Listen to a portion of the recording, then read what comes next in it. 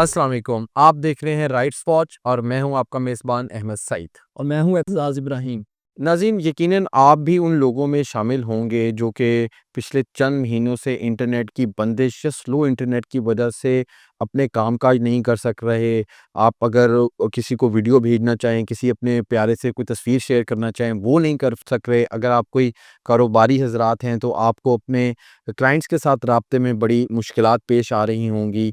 इसके अलावा और बहुत सारे मसाइल हैं, क्योंकि जो हमारी ज़िंदगियाँ हैं, वो अब इंटरनेट के साथ बिल्कुल जुड़ चुकी हैं। लेकिन जितना इंटरनेट ज़रूरी हो गया है, उतना ही इंटरनेट पाकिस्तान में जो है वो गायब होना ज़्यादा शुरू हो गया है। लेकिन इसका जो सबसे ज़्यादा शिकार होते हैं वो लोग होते हैं जो जो कि फ्रीलांसिंग कर रहे होते हैं, जिनके जो क्लाइंट्स होते हैं बैरून मुल्क बैठे होते हैं, जिनका रोज़ी-रोटी जो है वो इंटरनेट के साथ जुड़ी होती है। और इसमें जो आईटी के साथ लोग मुंसलिक होते हैं, वो इससे सबसे ज़्यादा शदीद मुतासिर होते हैं। नेट ब्लॉक्स जो कि एक ऐसा आलमी फ़ोरम है जो कि दुनिया भर में जो इंटरनेट की बंदिशें हैं उस पे नज़र रखता है। उसके मुताबिक अगर पाकिस्तान में 1 घंटा इंटरनेट बंद हो तो 2.2 मिलियन डॉलर, जो कि तकरीबन 25 करोड़ रुपए के करीब बनते हैं, उसका पाकिस्तान को नुकसान होता है। इसके साथ-साथ हमारे जो फ्रीलांसर्स हैं, वो इंटरनेट ना होने की वजह से, इंटरनेट की बंदिशों की वजह से मुल्क छोड़ के जा रहे हैं, जो एक तरफ तो ब्रेन ड्रेन है, लेकिन साथ-साथ वो जो सरमाया उनकी वजह से मुल्क में आता है, जो हज़ारों डॉलर उनकी वजह से, लाखों डॉलर्स उनकी वजह से मुल्क में आते हैं, वो भी अब उन मुल्कों में ट्रांसफ़र हो जाते हैं, जहाँ पे जाके वो रहना शुरू कर देते हैं फ्रीलांसर्स वीज़ा पे। ये जो सारे मसाइल हैं, इसके वजह क्या है, और हुकूमत जो वीपीएन पर भी पाबंदी लगाने का सोच रही है, उससे जो हमारी फ्रीलांसर्स कम्युनिटी है, वो किस तरह मुतासिर हो सकती है, इस सब पर बात करने के लिए हमने दावत दी है ज़ाकिर अहमद शाह साहब को, जो कि 2012 से फ्रीलांसिंग कर रहे हैं, आईटी के शोबे से वाबस्ता हैं। उनसे बात करेंगे और जानेंगे कि फ्रीलांसर्स को किन मसाइल का सामना है और वो हुकूमत से क्या चाहते हैं। ज़ाकिर, मेरा आपसे पहला सवाल ये है कि अ एक तहकीक के मुताबिक पाकिस्तान में अगर 1 घंटा इंटरनेट बंद हो तो उससे तकरीबन 2.2 मिलियन डॉलर्स का नुकसान होता है। तो ये जो फ्रीलांसर की जो हमारी इंडस्ट्री है, जो लोग फ्रीलांसिंग करते हैं, वो कितना नुकसान बर्दाश्त करना पड़ता है उनको इंटरनेट ना होने की वजह से? जब मेरे पास इंटरनेट नहीं है, मेरे पास वीपीएन ही कनेक्ट नहीं हो रहा, तो मैं कैसे काम कर पाऊँगा? और हम जो अर्निंग करते हैं, वो ईच एंड एवरीथिंग इंटरनेट पे ही रिलाई करते हैं। तो जब हमारा इंटरनेट ही नहीं चलता, तो हम कैसे अर्न करेंगे? और हमारे मुल्क में let's say government of Pakistan ने ऑलरेडी इनिशिएटिव लॉन्च किए, काफ़ी अच्छी इनिशिएटिव है। ई-रोज़गार है, डिजिस्किल्स.पीके जी। है, इस तरह नेशनल फ्रीलांसिंग ट्रेनिंग प्रोग्राम है। तो उनको लॉन्च करने का क्या फ़ायदा, जब आप उन फ्रीलांसर्स को इंटरनेट ही नहीं प्रोवाइड कर रहे, जो अपनी सर्विसेज़ नहीं दे पा रहे, तो करोड़ों रुपए लगाने का क्या फ़ायदा कि उन फ्रीलांसर्स तक वो चीज़ पहुँच ही नहीं पाती, जो वो सर्विसेज़ प्रोवाइड करना चाहते हैं। ठीक है। अच्छा, ज़ाकिर, मेरा एक सवाल है आपसे। बेसिकली वो सवाल मेरा नहीं है, वो सवाल चेयरमैन पीटीए का है।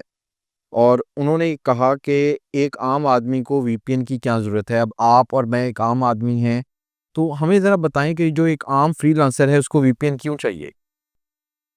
देखिए, जिस तरह मैंने शुरू में बताया कि मैं एक कंपनी के साथ काम करता हूँ, तो उनका जो सर्वर मैं एक्सेस करना चाहता हूँ, डेटाबेस एक्सेस करना चाहता हूँ, विदाउट वीपीएन मैं नहीं कर सकता।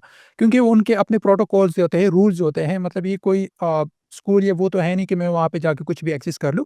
तो ईच एंड एवरीथिंग के प्रोटोकॉल सेट होते हैं, और दुनिया में ये स्टैंडर्ड होता है कि विदाउट वीपीएन आप इंटरनल ऑर्गेनाइज़ेशन का जो इंट्रानेट होता है, वो इंफ्रास्ट्रक्चर आप एक्सेस ही नहीं कर सकते। जो आप एक्सेस नहीं कर सकते, तो काम कैसे कर पाएँगे? पीटीए चेयरमैन ने ऑलरेडी एक इनिशिएटिव लॉन्च किया कि आप अपने वीपीएन रजिस्टर कर दें। मैं एज़ ए फ्रीलांसर रजिस्टर हूँ पाकिस्तान सॉफ्टवेयर एक्सपोर्ट बोर्ड से। वहाँ पे जाता हूँ, मैं अपना वीपीएन रजिस्टर करता हूँ, उनके ईमेल्स के रिप्लाई ही नहीं आते। उनका जो सपोर्ट का वो है, वो फिर आपको पता है कि गवर्नमेंट के जो ऑफिशियल्स होते हैं, वो किस तरह ट्रीट करते हैं और किस तरह हमें फैसिलिटेट करते हैं। तो ईच एंड एवरीथिंग कोई वर्क ही नहीं कर रहा है। अगर आपने एक पोर्टल बनाया हुआ है, वो पोर्टल ही डाउन होता है, काम ही नहीं कर रहा, तो हम अपने वीपीएन कैसे रजिस्टर कर लें? इवन अगर हम उनको पेड सर्विसेज़ प्रोवाइड कर रहे हैं, मैं 18,000 पर ईयर प्रोवाइड करता हूँ पाकिस्तान सॉफ्टवेयर एक्सपोर्ट बोर्ड को अपने फीसिस और ईच एंड एवरीथिंग की रिन्यूअल के लिए। तो अगर वो हमें सर्विसेज़ नहीं प्रोवाइड करे, हम वीपीएन रजिस्टर करें या कुछ करें, तो कुछ भी नहीं होता।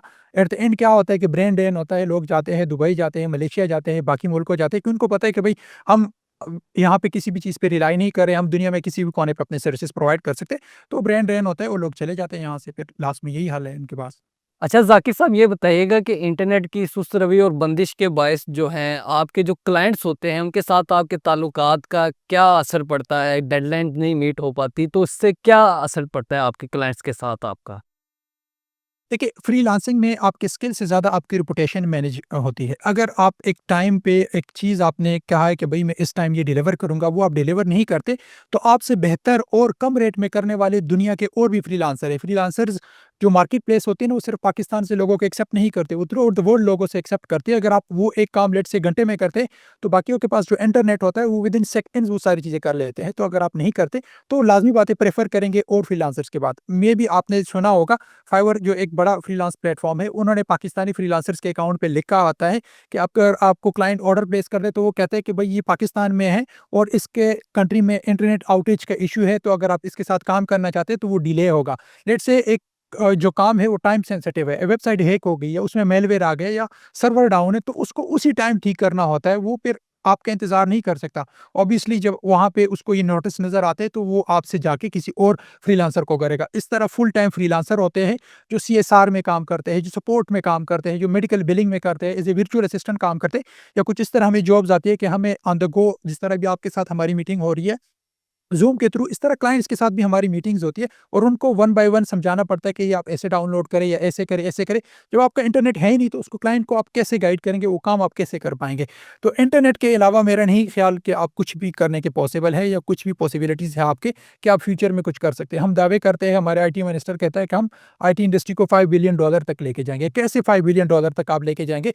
जो नॉर्मल फ्रीलांसर है, मैं आईटी इंडस्ट्रीज़ और जो एलएलएम और इस तरह बड़े सर्विसेज़ प्रोवाइड करते हैं, उनकी बात अभी मैं कर ही नहीं रहा। मैं छोटे लेवल की बात कर रहा हूँ, जो इंडिविजुअल फ्रीलांसर है, किसी रिमोट एरिया में बैठा हुआ है, वो अगर अपने $50-100 दिन का नहीं कमा सकते, तो वो कैसे हम सर्वाइव करेंगे इस कंपटीशन के दौर में?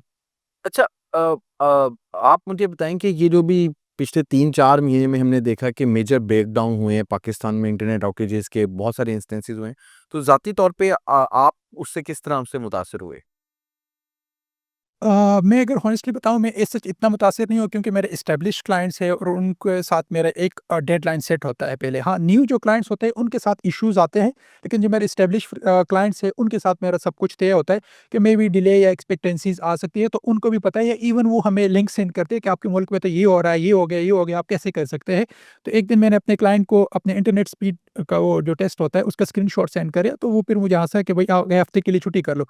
40 400 केबीज़ आ रहा था, एमबीज़ में भी नहीं आ रहा था, 400 केबीज़ में आ रहा था और मैं इस्लामाबाद में बैठा हुआ हूँ। तो आप फोर फ्लंक्स पे एरिया पे, गिलगित पे, बलूचिस्तान में, सिंध में जो फ्रीलांसर बैठे हुए घर से सर्विसेज प्रोवाइड करें, तो आप इमेजिन करें कि उनकी क्या मिजरीज होती है और क्या वो फेस करते हैं। तो और जो न्यू फ्रीलांसर होते हैं ना, वो तो आप तस्वर ही नहीं कर सकते ना कि सर्विसेज देंगे। लेट से आपको एक क्लाइंट की कॉल आती है कि आपने इस टाइम हमारे साथ मीटिंग करनी है, आप मीटिंग नहीं अटेंड करते, तो उनको डायरेक्टली समझ आ जाती है कि भाई ये इंटरेस्टेड नहीं है बंदा। अगर आप 100% भी इंटरेस्टेड है, आपका इंटरनेट नहीं चल रहा, तो आप उसको कैसे कन्विंस करेंगे कि भाई मेरा इंटरनेट नहीं चल रहा था। और आजकल के दौर में अगर आप किसी क्लाइंट को ये कहते हैं कि इंटरनेट नहीं चल रहा, तो वो कहेगा भई कि आप इस बिज़नेस के काबिल ही नहीं है। अच्छा ज़ाकिर साहब, ये बताइएगा, जब इंटरनेट बंद हो जाता है या सुस्त रवैये का शिकार होता है, तो आप क्या मुतबादिल ज़राए इस्तेमाल करते हैं अपने काम को जारी रखने के लिए? कोई है मुतबादिल ज़राए कि या बिल्कुल ही बंद करना पड़ता है आपको काम? कुछ भी नहीं कर सकते ना, देखिए ये हमारे लिए ऑक्सीजन है। अगर इंटरनेट हमारे पास है ही नहीं, तो हम क्लाइंट से रिक्वायरमेंट भी नहीं ले सकते, क्लाइंट का काम भी डिलीवर नहीं कर सकते। ऑफ़लाइन तो बहुत कम काम होता है ना, लेट्स से अगर आपने कोई सर्वर कनेक्ट करना है, कोई वहाँ पे चीज़ अपलोड करनी है, आपने वेबसाइट रन करना है, वेबसाइट पे पोस्ट लगानी है या फ़ेसबुक पे या इस तरह और जो बाकी सर्विसेज़ हैं, वो प्रोवाइड करें, तो आप कैसे करेंगे? लेट्स से आपने व्हाट्सऐप बंद कर दिया, कुछ जो फ्रीलांसर है वो व्हाट्सऐप से रिलेटेड सर्विसेज़ तो आपके पास कोई मुतबादिल मुतबादिल चीज़ नहीं है, कोई मुतबादिल ऐप्स हों या सैटेलाइट इंटरनेट? पाकिस्तान में तो अभी इसकी कोई सहूलत मौजूद नहीं है। अगर सरकारी तौर पर इंटरनेट ही बंद कर दिया जाता है, तो कोई मुतबादिल नहीं है यानी कि अभी फ्रीलांसर्स के पास? मतलब यही है ना कि अगर ऑक्सीजन एक बंदे को लगा हुआ है, वो स्ट्रेचर पे पड़ा हुआ है, आपने उसको ऑक्सीजन ही बंद कर दी, तो उसके पास मुतबादिल क्या रास्ता होगा ना, मतलब आपने सब कुछ बंद कर दिया, तो उसके साथ और कोई सॉल्यूशन नहीं है। ठीक है। अच्छा, आपने पहले बात की थी कि कुछ फ्रीलांसर जो हैं वो मतलब पाकिस्तान ब्रेन ड्रेन का शिकार हो सकता है और हमने देखा कि सोशल मीडिया पे ये जो अभी हालिया इंटरनेट की बंदिश थी, कुछ लोगों ने ये पैगामात दिए कि वो मतलब बहुत ज़्यादा मायूस हो गए हैं और वो मुल्क से जाना चाह रहे हैं। तो आपके पास कोई इस किस्म का कुछ लोग हैं या कुछ आपको मालूम है कि लोग इस इंटरनेट की बंदिशों से तंग आके अब मुल्क से जाने के सोच रहे हों या चले गए हों? मेरे काफ़ी ज़्यादा जो फ्रीलांसर्स कम्युनिटी में दोस्त हैं वो काफ़ी ज़्यादा चले गए, कोई यूरोप चला गया, कोई दुबई सेटल हो गया, कोई मलेशिया चला गया क्योंकि उनके पास वहाँ पे सहूलियतें हैं और एक फ्रीलांसर जो पाकिस्तान में बैठ के 10,000 से 15,000 डॉलर आराम से घर में बैठे कमा सकते हैं, तो वो दुबई में और किसी भी कंट्री में ईज़िली सर्वाइव कर सकता है। तो मेरे काफ़ी अपने जानने वाले हैं क्योंकि बड़े-बड़े ग्रुप्स बने हुए हैं और वो लोगों को गाइड भी कर रहे हैं कि आप कैसे फ्रीलांसर वीज़ा ले सकते हैं। पुर्तगाल आपको काफ़ी ज़्यादा ईज़िली एक फ्रीलांसर वीज़ा दे देता है, दुबई का है डिजिटल नोमैड वीज़ा, थाईलैंड ने भी स्टार्ट किया है, इंडोनेशिया ने स्टार्ट किया है, पूरी दुनिया ओपन है फ्रीलांसर्स के लिए वीज़ा देते हैं। आप बाली का मैं भी अगर किसी जी। को आइडिया है, बाली में डिजिटल नोमैड का बहुत ही ज़्यादा बड़ा इन्फ्लुएंस है वहाँ पे। वो बहुत ही ज़्यादा हॉस्टल्स बने हैं, बहुत ही ज़्यादा विलास मिले हुए हैं और वहाँ पे वो सारे मिल बैठ के काम करते हैं और कोई कहाँ पे है और इवन उन्होंने 5 ईयर्स की रेजिडेंसी उनके लिए ओपन की हुई है और तो पाकिस्तान से भी काफ़ी ज़्यादा लोग जा रहे हैं क्योंकि उनको लेट्स से अगर अपने ऑक्सीजन उनसे खींच ली तो उनको इस मुल्क में क्या करना है? उन्होंने अपने सर्वाइवल के लिए कहीं तो जाना है, तो लाज़मी बात है फिर किसी और मुल्क जाएँगे और वहीं पे अपने सर्विसेज़ प्रोवाइड करेंगे और खुद को वहीं पे एस्टेब्लिश करेंगे। ज़ाकिर साहब, बेसिकली आप हमें बता रहे हैं कि जहाँ पाकिस्तान इंटरनेट बंद कर रहा है, वहाँ पे दुनिया फ्रीलांसर्स के लिए अपने दरवाज़े खोल रही है, उनको स्पेशल वीज़ाज़ दे रही है ताकि वो उनके मुल्क में आएँ। और फिर जिस तरह आपने कहा कि अगर कोई 10 से 15,000 डॉलर कोई बंदा कमा रहा है, तो वो फिर जो पैसे होंगे, वो जो कैपिटल होगा, वो फिर उस मुल्क की इकॉनमी में जाके रिफ्लेक्ट होगा। तो जहाँ पे ब्रेन ड्रेन हो रहा है, वहाँ से इसके साथ-साथ फ्लाइट ऑफ कैपिटल भी आप कह रहे हैं कि हो रही है। ये ऑफ कोर्स देखिए अभी अगर एक रिसोर्स प्रीवियसली एक काफ़ी ज़्यादा ट्रेंड कर चुका था लिंक्डइन पे एक कैनेडियन बेस्ड एंटरप्रेन्योर थी उसने पोस्ट किया था कि मैं अपने 2 फ्रीलांसर्स के लिए जो मेरा पाकिस्तान में बैठ के काम कर रहे 2 मैकबुक बेच रही हूँ। मैंने भेजे हैं तो कराची एयरपोर्ट पे उन्होंने रोक लिया और टैक्सेस का और इन सारे के इश्यूज़ का। तो इन्होंने इतने सारा वो टैक्सेस वगैरह बढ़ा दिए कि जो ओरिजिनल मैकबुक की प्राइसेस थे उससे डबल हो गए। तो मैं तो ये नहीं कर सकती और मैं आइंदा अपने वो बहुत कैपेबल है और बहुत अच्छे फ्रीलांसर्स हैं, मैं उनके साथ और काम पार्टनरशिप करना चाहती हूँ, लेकिन वो काम ही नहीं कर सकते क्योंकि उनके पास ये लेटेस्ट मॉडल्स के मैकबुक नहीं होंगे, तो हमारा एलएलएम या कुछ जो है वो काम नहीं कर पाएगा। तो बहुत ही ज़्यादा धक्का-उधो करने के बाद वो सारी चीज़ें क्लियर हो गई। तो जब आपने इतनी सारी रिस्ट्रिक्शन लगानी है ईच एंड एवरीथिंग के लिए, तो आप कैसे आईटी के पायनियर बनेंगे और कैसे इतने बड़े-बड़े जो दावे आप करते हैं कि हम ये करेंगे, वो करेंगे, तो वो कैसे कर पाएँगे? तो अगर आपने ये सारी चीज़ें बंदिशें करनी है, लोगों ने जाना है, ब्रेन ड्रेन और भी होगा और लोगों ने काफ़ी ज़्यादा सिंपल किया है। इवन आप दुबई के डिजिटल नोमैड वीज़ा पे अप्लाई कर सकते हैं, ईज़िली आप जा सकते हैं। बाकी कंट्रीज़ में भी आप ईज़िली जा सकते हैं क्योंकि दुनिया में वहाँ पे इकोनॉमिकली ग्रोथ होता है। एक फ्रीलांसर अगर लेट्स से $10,000 वो लेके आ रहा है और अपने साथ 10 और फ्रीलांसर्स को लेके जाते हैं, $1,00,000 वो आराम से किसी भी जगह पे बैठ के वो कर सकते हैं। तो उस मुल्क की इकोनॉमी में कहाँ से कहाँ पहुँचेगी। आईटी की अगर बिज़नेस आप इंडिया में देख लो, बिलियंस ऑफ डॉलर की क्यों है? कि वहाँ पे एज़ सच कोई रिस्ट्रिक्शन नहीं है। वहाँ पे आईटी पार्क्स बने हुए हैं। वहाँ पे पर्क्स एंड प्रिविलेजेस दी जाती है सॉफ्टवेयर इंडस्ट्रीज़ को और इस तरह के। तो एज़ सच हमारे यहाँ है नहीं और अगर आप रजिस्ट्रेशन किसी तरह गलती से कर भी लें, तो आपको रिन्यूअल का प्रोसेस, बैंक के चक्कर और इतने सारा उन्होंने कॉम्प्लेक्स किया हुआ है। तो आप कहते हैं कि मैं रजिस्टर्ड ना ही हूँ, तो वो मेरे लिए बेहतर रहेगा। अच्छा, लास्ट क्वेश्चन, आप ऐसे कौन से मशवरा देंगे या आपकी क्या डिमांड होगी कि कौन से 3 ऐसे इक़दामात फ़ौरी तौर पे हुकूमत को करने चाहिए जिससे कम से कम हमारा ब्रेन ड्रेन और जो फ्लाइट ऑफ कैपिटल हो रहा है फ्रीलांसर्स की सूरत में, वो रुक सके? देखिए, फर्स्ट एंड फ़ॉरमोस्ट तो इंटरनेट का है ना, तो अगर अब हमारे पास इंटरनेट अवेलेबल नहीं होगा, तो हम अपने सर्विसेज़ नहीं दे पाएँगे। एक तो इंटरनेट के जो इश्यू या आउटेज होता है, उस पे काबू पा लिया जाए, कोई और तरीके ढूँढ लिए जाए। दुनिया में फ़ायरवॉल एक्ज़िस्ट करते हैं, मैं ये नहीं कहता कि दुनिया में फ़ायरवॉल एक्ज़िस्ट नहीं करते, लेकिन एक तरीके से और एक कायदे से चलते हैं। ये नहीं है कि बस आपने इंटरनेट का स्विच खींच दिया और सब कुछ बंद कर दिया। एक तरीके से चलता है, आपने मॉनिटरिंग करनी है, मुल्क की सलामती है, सब कुछ है, लेकिन एक तरीके से करें, कायदे से करें। दूसरा ये है कि फ्रीलांसर्स के लिए फाइनेंशियल जितने भी इंस्टीट्यूट है, उसमें कुछ नरमी की जाए, कुछ जो तरीक़ेकार है, एसओपीज़ है, उनको बनाया जाए और जितने भी ऑर्गनाइज़ेशन है, जिस तरह हमारे पास पीसैब है या इस तरह वीपीएन जो वहाँ से हम पीटीए से रजिस्टर वगैरह कराते, तो उनमें भी कोई एसओपीज़ ऐसे बनाए जाए कि कोई बच्चा गिलगित में बैठा हुआ है, कोई बच्चा अगर बलूचिस्तान में बैठा हुआ है, तो ईज़िली घर बैठ के बैंकों के और यहाँ के चक्कर लगाए बगैर ईच एंड एवरीथिंग डिजिटली हो जाए। ठीक है, बहुत शुक्रिया ज़ाकिर साहब, आपने बड़े तफ़सील से बताया कि फ्रीलांसर्स को किन मसाइल का सामना करना पड़ रहा है और फ्रीलांसर्स के पाकिस्तान से जाने से पाकिस्तान को कितना नुकसान हो रहा है ज़र मुबादला की सूरत में, और ऑब्वियसली ब्रेन ड्रेन तो पाकिस्तान का एक मसला काफ़ी अरसे से चलता आ रहा है। बहुत शुक्रिया आपका। तो नाज़रीन, ये तो आपने सुने नौजवानों के उन मसाइल की, पाकिस्तान के उन लोगों के मसाइल जिनको इंटरनेट ना होने की वजह से सामना करना पड़ रहा है। लेकिन हम अब आपको ये बताते जाएँगे, अगर आपको इंटरनेट मिल भी जाएगा और अगर आपसे कोई जो है एक तस्वीर या कोई वीडियो वो आप व्हाट्सएप पे अपने प्यारों के साथ शेयर करते हैं या उसको फ़ेसबुक पे लगाते हैं, कोई ख़बर भी हो सकती है वो, और जिसको हुकूमत समझे कि वो फ़ेक न्यूज़ है, तो उस पर अब आपको 3 साल या 5 साल तक की सज़ा हो सकती है। क्योंकि जो मौजूदा वफ़ाकी हुकूमत है पाकिस्तान मुस्लिम लीग नून की, वो पीका के अंदर अब एक तरमीम लेकर आ रही है, जिसके बाद एक नई अथॉरिटी का क़याम अमल में लाया जाएगा, और वो जो अथॉरिटी है वो उसमें ज़्यादातर सरकारी अफ़सरान होंगे, और वो ये तयन करेगी कि ये ख़बर फ़ेक है, और उसके बाद वो आपका व्हाट्सएप अकाउंट ख़त्म कर सकती है, वो आपका फ़ेसबुक अकाउंट ख़त्म कर सकती है, वो आपको इंस्टाग्राम से हटा सकती है, ये कहते हुए कि आप मुआशरे के लिए मुनासिब शख्स नहीं हैं। और एतज़ाज़ ये वाज़ेह रहे कि जो पीका का जो कानून 2016 में आया था, तब भी मुस्लिम लीग नून की हुकूमत थी, तब भी बहुत कहा गया कि मत करें, और फिर हमने देखा कि जब हुकूमत अभी ये हुकूमत से गए नहीं थे 2017 में, इन्हीं का जमात का शख्स एक वज़ीर-ए-आज़म था, और फिर पता चला कि इन्हीं के लोगों को उठा लिया गया। तो बहुत ज़्यादा इंटरनेट ना हो तब मसाइल, इंटरनेट दिए जाएँ तब मसाइल। तो ये तो हुकूमत चाहती है कि शायद हम स्टोन एज में चले जाएँ, अपने तमाम गैजेट्स को आग लगा दें और बस चुप करके बैठें और कबूतरों के ज़रिए खतो-खतावत करें। जी, अहमद साहब, ये आप नून लीग की खुशकिस्मती कह लें या बदकिस्मती कह लें, ये जब भी आते हैं हमेशा आज़ादी सहाफ़त पर सबसे ज़्यादा हमले यही करते हैं। इससे पहले एक डेफामेशन बिल पंजाब असम्बली से ये वो भी पास हुआ हुआ है, जिसमें जुर्माने, उसमें भी महज़ 30 लाख के करीब, 10 से 30 लाख के तकरीबन जुर्माने थे, डेफामेशन हद तक इसे।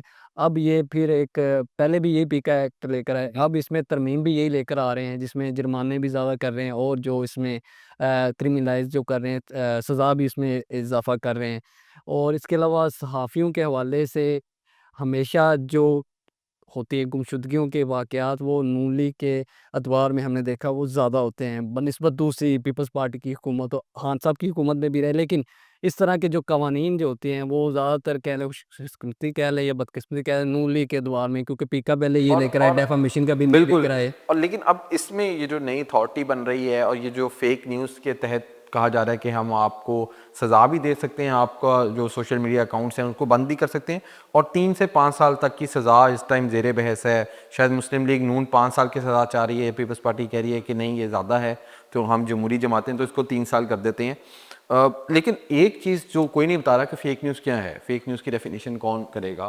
तो आपको लगता है कि 6 रुकनी कमेटी है जिसका एक चेयरमैन होगा जो 3 साल के लिए नामज़द किया जाएगा, क्या उसको ये इख्तियार दिया जा सकता है कि वो हमें बताए कि क्या चीज़ फ़ेक न्यूज़ है, क्या चीज़ फ़ेक न्यूज़? मेरे ख़्याल में अभी तफ़सीलात मज़ीद इनसे दरकार हैं कि ये किस तरह किसी का अकाउंट बैन करेंगे या किस तरह किसी वेबसाइट को वो शट डाउन करेंगे, क्योंकि ट्विटर तो इनकी मानता नहीं है, जो अभी एक्स है, वो यहाँ से पीटीए की तरफ से वो ईमेल्स कर देते हैं और एक्स उनको ना और रिस्पॉन्स देता है, और मैं नाज़रीन के लिए बताना चाहता हूँ कि हुकूमत का ये मौक़िफ़ है कि हुकूमत ये चाहती है कि जो सोशल मीडिया जायंट्स हैं और जो टेक कंपनीज़ हैं, वो पाकिस्तान में अपने दफ्तर खोलें ताकि वो पाकिस्तानी कानून की ज़द में आ सकें, और वो फिर पाकिस्तान की हुकूमत जो है उनको कानूनी तौर पे बता सके या उनको मजबूर कर सके कि ये कंटेंट हटाया जाए या ये कंटेंट डिलीट किया जाए।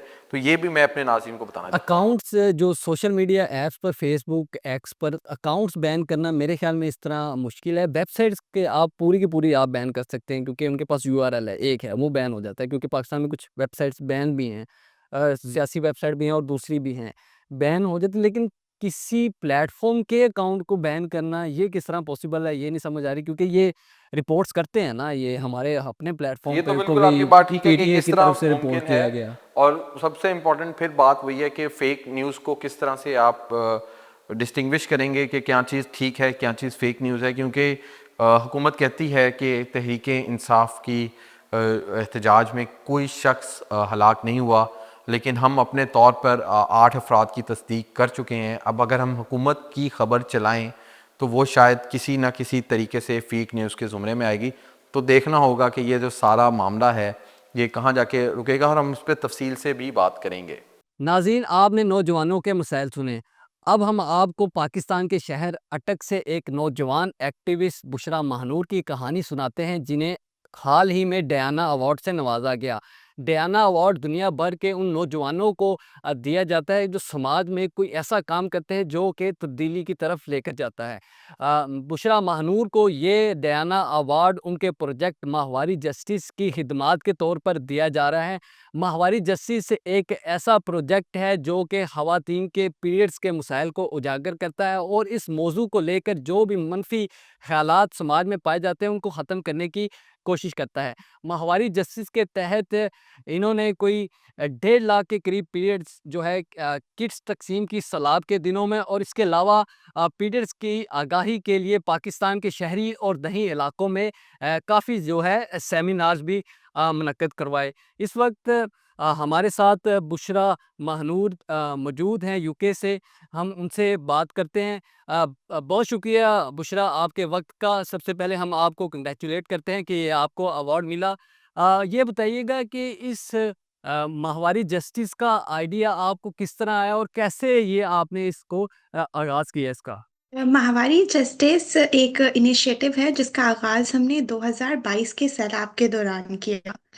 अम, 2022 के सैलाब में हमने देखा कि बहुत सारे लोग डिस्प्लेस हो गए, उनके घर पानी के अंदर बह गए, लेकिन एक ऐसी चीज़ जिसके ऊपर ना किसी ने फ़ोकस किया, ना किसी फ़लाही इदारे ने, ना हुकूमत ने, वो ये था कि रिप्रोडक्टिव हेल्थ, वो ख़वातीन जो मेंस्ट्रुएट कर रही हैं, वो लोग जो प्रेगनेंसी में हैं, वो लोग जो पोस्टपार्टम में हैं, उनका क्या होगा और क्या हम एज़ अ कंट्री उनके लिए कोई काम कर रहे हैं, और हमें एक बहुत बड़ा गैप नज़र आया।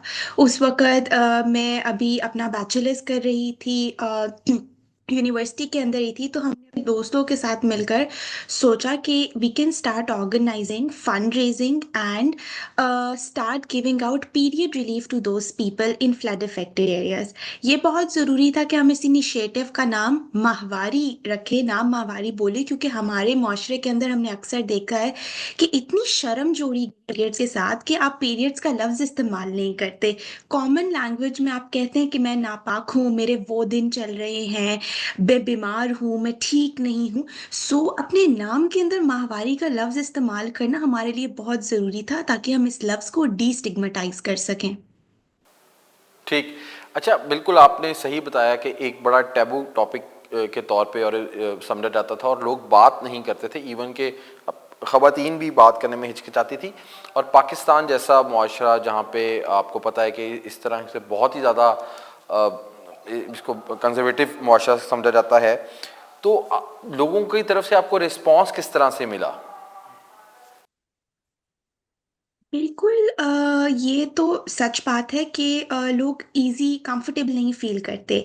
मेरा अपना ताल्लुक ऐसे घर से है जिसमें हम 5 बहनें हैं, और हमें भी बड़े होते हुए कभी भी हम पीरियड्स के बारे में, मेंस्ट्रुएशन, माहवारी के बारे में घर में ओपनली बात नहीं कर सकते। तो अगर एक ऐसा घर जिसके अंदर 6 ख़वातीन हैं, मेरी वालिदा को मिलाकर, अगर आप तब भी माहवारी के बारे में बात नहीं कर सकते, तो it gives you an idea कि ये कितना बड़ा टैबू है।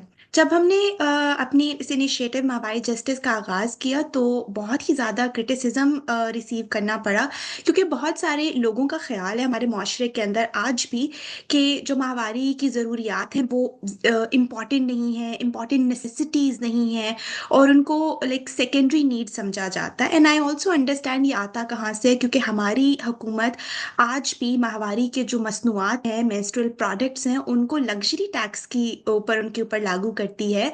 उनको ज़रूरत की अशिया की तरह टैक्स नहीं किया जाता। अव्वल तो ये चीज़ें सबको फ़राहम होनी चाहिए बगैर किसी कॉस्ट के, लेकिन अगर आपकी स्टेट ये मैसेज देगी कि आपका पीरियड प्रोडक्ट जो है वो luxury handbag, luxury car, luxury watch की तरह टैक्स किए जाएंगे, तो आवाम भी शायद यही सोचेगी कि ये लग्जरीज़ है और ये ज़रूरियात नहीं है। तो इस चीज़ को और इस सोच को बदलना हमारे लिए बहुत ज़रूरी था कि माहवारी एक नेचुरल अमल है, माहवारी की मसनूआत बहुत ज़रूरी हैं, अहम है, ये कोई लग्जरी नहीं है, ये आपके लिए ज़रूरी हैं और इनको इसी तरह ट्रीट करना चाहिए। अच्छा बुशरा साहबा, आपने टैक्स की बात की, तो आपकी जो ऑर्गेनाइजेशन है ये कोशिश कर रही थी कि ये जो सैनिटरी पैड्स हैं इन पर जो टैक्स लगाया जाता है इसके ख़ात्मे के लिए आप कोशिश कर रही थी, और दूसरा आप ये चाह रही थी कि तलीमी निसाब में भी पीरियड्स के हवाले से कोई आगाही जो है सिलेबस में शामिल किया जाए। तो वो कोशिशें कहाँ तक पहुँची, कोई इसका रिस्पॉन्स हासिल हुआ हुकूमत की तरफ से कोई? हाँ, बिल्कुल, ये काफ़ी एक लंबी स्ट्रगल है। हम पिछले 2 साल से इसके ऊपर काम तो कर रहे हैं, बट अगर मैं आपको मैं चाहती तो ज़रूर थी कि कोई टैंजिबल प्रोग्रेस दे सकूँ, बट अनफॉर्च्युनेटली एक बहुत लंबी स्ट्रगल है। क्योंकि हम अभी भी ऐसे स्टेज पे हैं जहाँ पे जिस तरह मैं बता रही हूँ कि लग्ज़री प्रोडक्ट्स की तरह ट्रीट किया जाता है पीरियड प्रोडक्ट्स को, तो उसके खिलाफ बात करना तो फ़र्स्ट ऑफ ऑल तो कोई रेडी ही नहीं है। क्योंकि जब हम अगर बात शुरू करते हैं, तो जवाब ये मिलता है कि there are other very important issues. लोग भूखे मर रहे हैं और तुम लोगों को पीरियड्स की पड़ी है, तो बिल्कुल पड़ी है। ये एक जेन्युइन मसला है, मुझे अफेक्ट करता है, मेरी बहनों को अफेक्ट करता है, मेरे मुल्क की खवातीन को अफेक्ट करता है, तो इसकी फिक्र है हमें।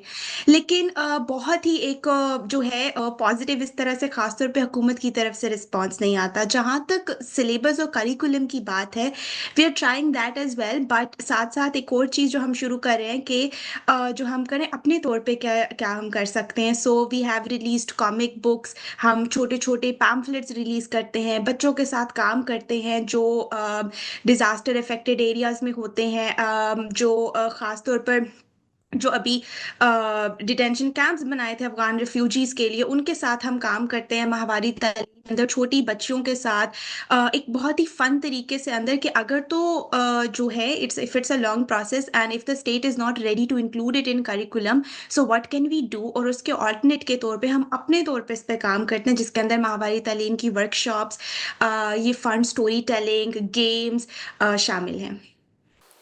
ठीक है। अच्छा बुशरा, मैं आपसे ये जानना चाह रहा हूँ कि अब ये जो डियाना अवार्ड आपको मिला है, ऑब्वियसली इसको सेलिब्रेट भी करना चाहिए पाकिस्तान को, और पाकिस्तान की हुकूमत को भी सेलिब्रेट करना चाहिए। इस मौके पर आप क्या चाहेंगी कि हुकूमत आपका ये जो कैंपेन है इसको किस तरह से बूस्ट कर सकती है, और वो कौन से इक़दामात हैं अगर वो हुकूमती सतह पर उठाए जाएँ तो आपका जो काम है वो एक तो बड़े पैमाने पे हो सकेगा और लोगों के अंदर ज़्यादा एतमाद आएगा। तो आपको हुकूमत से किस किस्म की सपोर्ट चाहिए? दाना अवार्ड की रिकॉग्निशन एक तो ये मैसेज भी देती है कि पीरियड राइट्स के ऊपर काम करना, इसको सीरियस लेना चाहिए।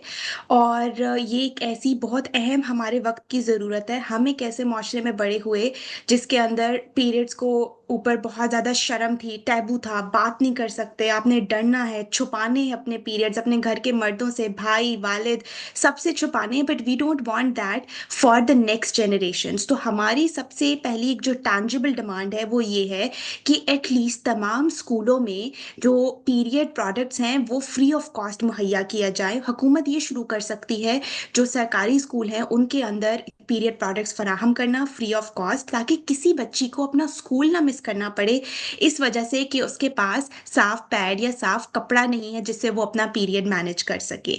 हमारी एक और जो रिक्वेस्ट है वो ये है कि पब्लिक बाथरूम्स होने चाहिए। बहुत सारी खवातीन अपने घर से नहीं निकल पाती जब वो अपने पीरियड्स में होती हैं, क्योंकि हमारे पास पब्लिक रेस्टरूम्स नहीं है। अगर आप पीरियड्स में हैं, आप मेंस्ट्रुएट कर रहे हैं, तो आप उस कपड़े को, उस पैड को तब्दील कैसे करेंगे? You need to change it multiple times. So उसकी वजह से आपकी मोबिलिटी रिस्ट्रिक्ट हो जाती है, बच्चियाँ खेल नहीं पाती हैं, स्कूल नहीं जा पाती हैं, और बहुत सारे केसेस में तो चाइल्ड मैरिज का भी शिकार हो जाती हैं, क्योंकि आज तक हमारे माशरे में ये सोचा जाता है कि जैसे ही माहवारी आ गई इसका मतलब ये है कि बच्ची शादी के लिए रेडी है। तो हम ये चाहते हैं सबसे पहले तमाम स्कूलों में पीरियड प्रोडक्ट्स मुहैया किए जाएं, पब्लिक बाथरूम्स बनाए जाएं, और इस एटीट्यूड को बदला जाए कि माहवारी आने का मतलब ये नहीं है कि आप शादी के लिए रेडी हैं, और आपका बचपन ख़त्म नहीं हो जाता माहवारी आने से। अच्छा बुशरा साहिबा, ये बताइएगा कि आपके अपकमिंग्स क्या कोई इरादे हैं, क्या कोई काम मज़ीद नया आप करना चाह रही हैं? बिल्कुल, हम इस वक़्त की चीज़ों पे काम कर भी रहे हैं that are related to curriculum.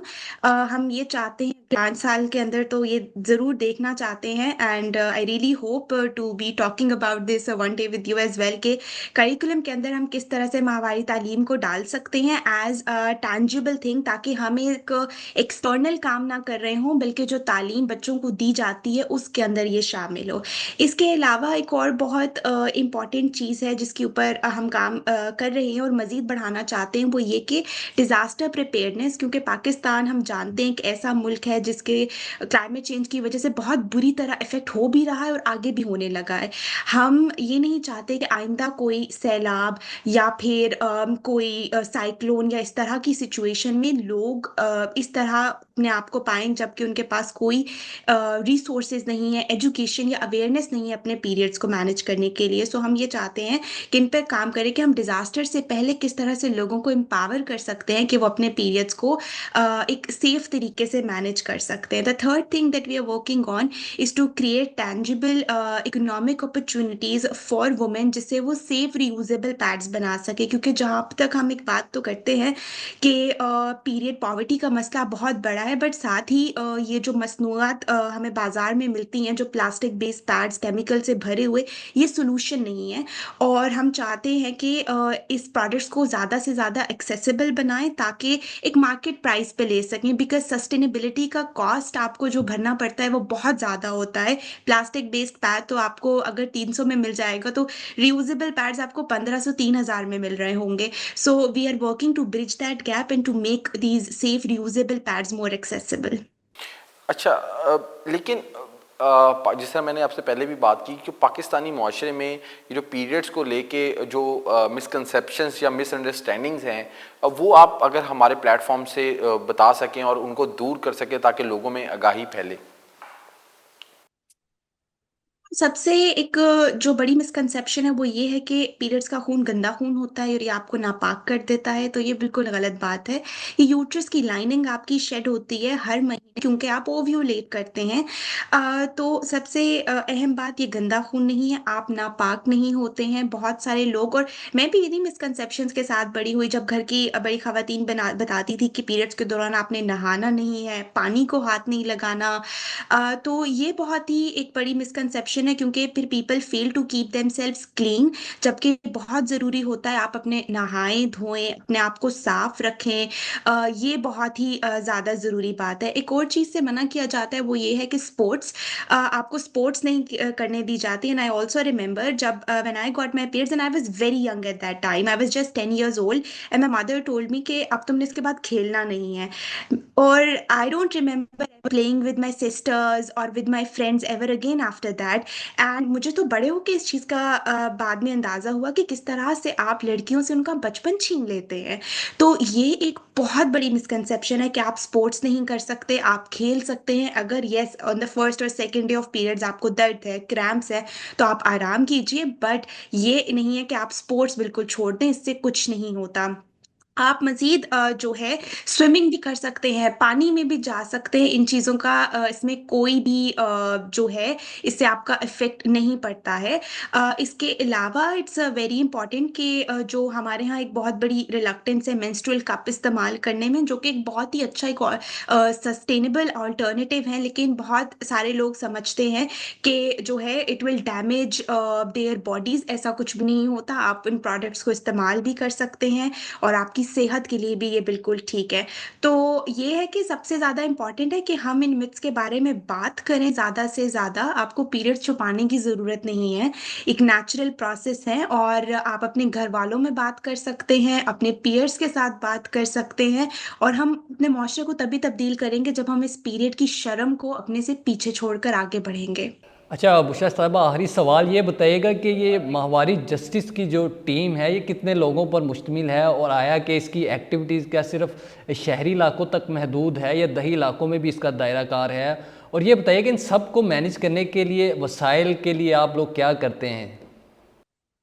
माहवारी जस्टिस की हमारी एक छोटी-सी टीम है जिसके अंदर 6 लोग हैं। इसके अलावा वॉलंटियर्स हैं जो हमारे साथ मुख्तलिफ़ शहरों में काम करते हैं, मुख्तलिफ़ गाँव में भी काम करते हैं और ज़्यादातर जो हमारा काम है वो देही इलाकों में ही है। इस साल जो हमने एक बहुत ही इनोवेटिव चीज़ की हमने आज इस बार माहवारी मेला मनाया थरपारकर के गाँव झुड्डू तलक के अंदर। वहाँ पे हम पिछले 2 सालों से काम कर रहे हैं सैलाब के बाद से। तो हमारे लिए एक बहुत ज़रूरी था कि हम जो है यूजुअली तो हम गैदर होते हैं डिस्कशंस करते हैं अवेयरनेस पे काम करते हैं।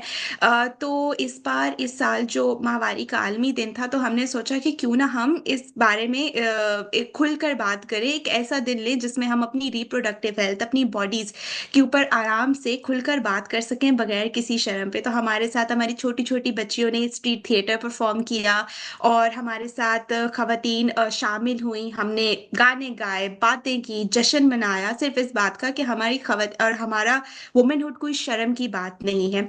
एक और चीज़ जो हम करते हैं वो ये है कि हमने रियलाइज़ किया कि सिर्फ़ और सिर्फ़ माहवारी तालीम देना एक कन्वेंशनल मैनर में ये काम नहीं कर रहा।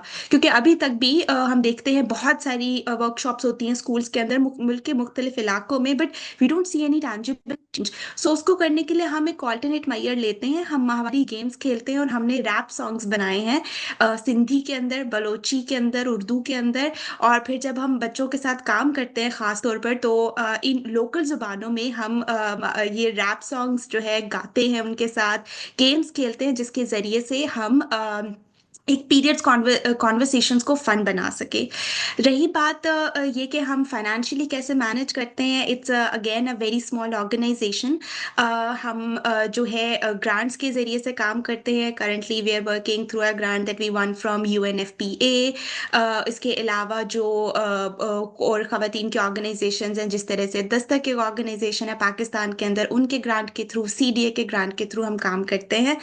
बहुत मुश्किल है अभी भी काम करना, बिकॉज़ नॉन प्रॉफिट्स के लिए और जो कि यंग पीपल जिनको लीड कर रहे होते हैं, उनको रजिस्ट्रेशन उनकी कराना पाकिस्तान के अंदर इस वक्त एक नाइटमेयर है। So it's becomes very difficult financially manage करना। लेकिन जो हमारी अभी तक कोशिश ये है कि हमारे पास जितना हो सके उससे हम मैनेज करें और एक चेंज लाने की मुआशरे के अंदर पूरी पूरी कोशिश करें। ठीक है, बहुत शुक्रिया बुशरा महानूर। और वंस अगेन आपको बहुत ज़्यादा मुबारक के बाद कि आपने इतना अहम अवार्ड जीता। और हम उम्मीद करते हैं कि जिस जज्बे के साथ आपने 2022 के सैलाब में ये सारा मुहिम शुरू की थी, ये मज़ीद आगे जाए और जो पाकिस्तान में इस अहम इशू के को लेके जो मिसकंसेप्शंस हैं और वो ये जो टैबू टॉपिक है ये ख़त्म हो और लोग खुलकर इस मामले पर बात कर सकें। आपका बहुत शुक्रिया राइट्स वॉच को टाइम देने का। नाज़रीन, ये था इस हफ्ते का राइट्स वॉच। हमने नौजवानों के मसाइल की भी बात की और इन मसाइल के बावजूद उन नौजवानों की अचीवमेंट की भी बात की। इसी तरह की मज़ीद स्टोरीज़ के लिए आप हमारे फेसबुक, यूट्यूब और दीगर सोशल मीडिया हैंडल्स को फॉलो कर सकते हैं। देखते रहिए voicepk.net। आपकी खबर, आपकी आवाज़, voicepk.net।